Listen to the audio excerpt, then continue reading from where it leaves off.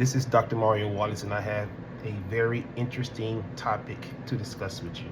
The topic is related to two fundamental principles of strategic planning. And let me just share it with you.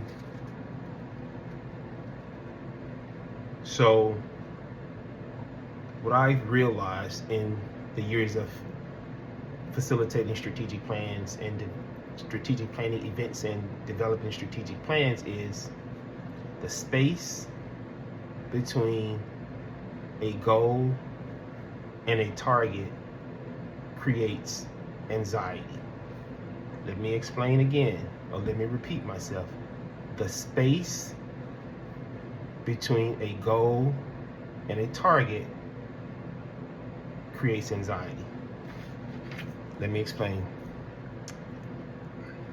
Whenever there is a goal set in a strategic plan, there has to be, the goal has to be accompanied by a target. What lives between the goal and the target are strategic initiatives, a measure that measures to see the progression of the strategic plan, strategic horizon, the future in which the organization is trying to achieve with the goal within the strategic plan, stretch targets, performance gaps that people, the employees in the organization, based on their skills, competencies, and behavior, the target creates performance gaps that have to be closed. Responsibility lives within the actual gap or the space between goals and targets. But let me go a little further. As it relates to the people in the organization that sets the actual goal and targets, and the people who have to execute on the goal and target, or goals and targets, all of them have anxiety based on goals and targets. And when I say goals and targets, I mean there are multiple 15, 20, 30 goals and targets within a strategic plan, and all of them creates anxiety for people in the organization. Let's talk about the board of trustees. The board of trustees are responsible for governing an organization and making sure that the shareholders get their margins within their portfolio. So what does that mean? Once the board of trustees establish the goals and the targets, the strategy is then handed to the executive leadership, who have to execute on or assign the goals and targets throughout the organization. Now, the executive leadership are responsible for the achievement of the strategic plan. So they are in the thick of making sure that whoever they assign the goal and targets to, they can achieve the goals and targets of the strategic plan, because they are tied to the executives' bonuses and their actual career. So let's go a step further. Once the board assigns the goals and targets to the executives assign them to the director level leaders, who are in the thick of the operations. So they're very tactical with the goals and targets.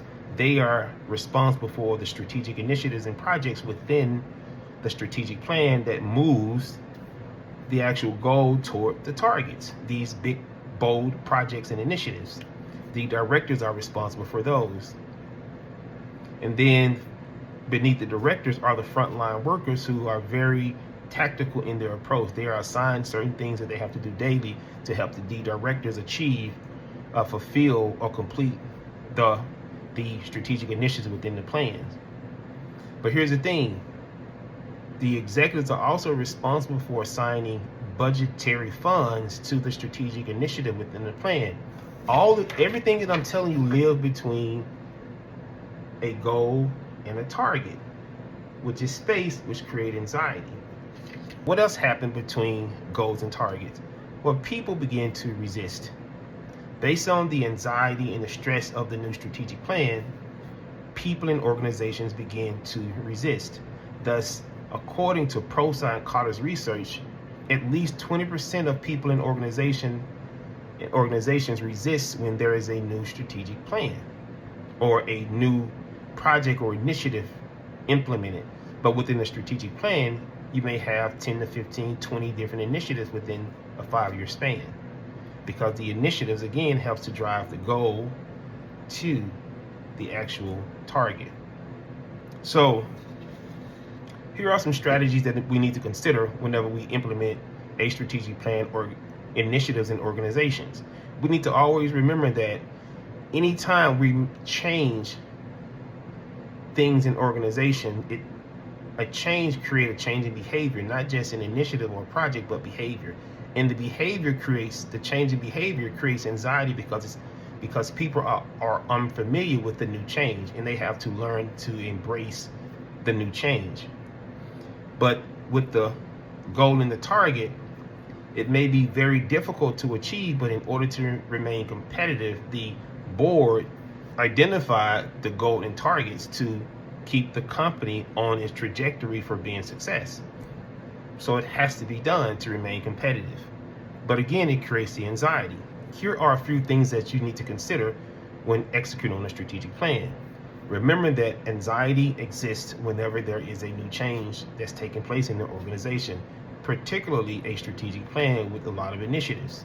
Remember that people will resist. Based on the anxiety, it creates a resisting behavior for people in organization. We have to understand how to mitigate the resistance in the organization to achieve the strategic plan.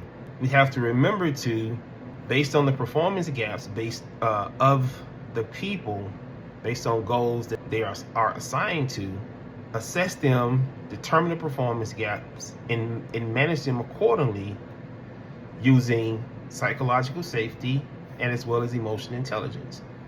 We have to have those type of leadership concepts in our head when we're actually working with people to mitigate anxiety and resistance. Transformational leadership is a third style that must be implemented because we want to transform the people who are doing the work to make them feel valued in the organization. But psychological safety is one of the main leadership concepts that must be present when a new strategic plan is being executed. Train up these people on emotional intelligence, psychological safety, and transformational leadership, and give them elements of change management so they can understand how to mitigate the resistance, and the anxiety will calm in your organization and you will be able to execute on your strategic plan. Peace.